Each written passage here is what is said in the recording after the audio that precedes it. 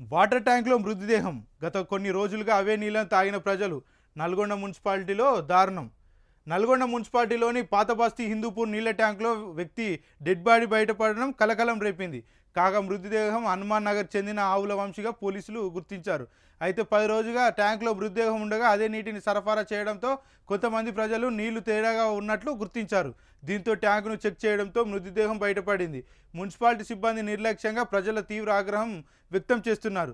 దీనిపై municipal commissioner Syed ముసాద్ Ahmed స్పందిస్తూ ఇవాళ ఘటన జరగడం బాధాకరమని, తాము ఎప్పటికప్పుడు ట్యాంకును శుభ్రం చేస్తున్నామని, నీటిని పరిశీలించాకే సరఫరా చేస్తున్నామన్నారు.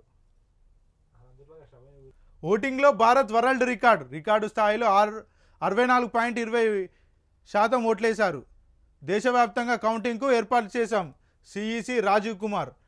ఎన్నికల్లో రికార్డు స్థాయిలో 64.20 కోట్ల మంది ఓట్లు వేశారని, ఈ సందర్భంగా ఓటింగ్లో భారత్ వరల్డ్ రికార్డు సృష్టించిందని సిఈసి రాజీవ్ కుమార్ వెల్లడించారు. 31 కోట్ల మంది మహిళలు ఓట్లు వేశారని తెలిపారు. ఇవాళ ఢిల్లీలో మీడియా సమావేశంలో మాట్లాడారు. ఈ సందర్భంగా ఓటు వేసిన వారికి స్టాండింగ్ ఓవేషన్ ఇచ్చిన ఈసీ ఓటేసిన ప్రతి ఒక్కరికి ధన్యవాదాలు తెలిపారు.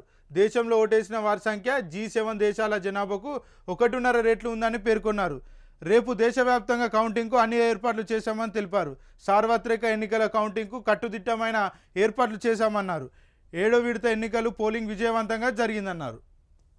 తప్పుడు ప్రచారం సరికాదు. ఎలక్షన్ కమిషన్పై తప్పుడు ప్రచారం చేయడం సరికాదని సిఈసి పేర్కొన్నారు.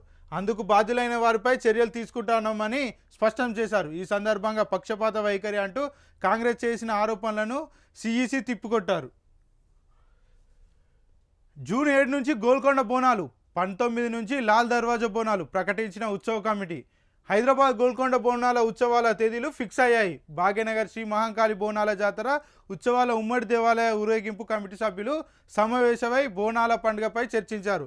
అనంతరం ఆషాఢ మాసం జూలై 7వ తేదీ నుంచి ప్రారంభించుతున్నట్లు తెలిపారు. దీంతో పాటు ఓల్డ్ సిటీలో లాల్ దర్వాజా సహా అన్ని ఆలయాల్లో జూన్ 19న బోనాల ఉత్సవాలు ప్రారంభమవుతాయని, జూలై 28న బోనాలు సమర్పించాలని సూచించారు.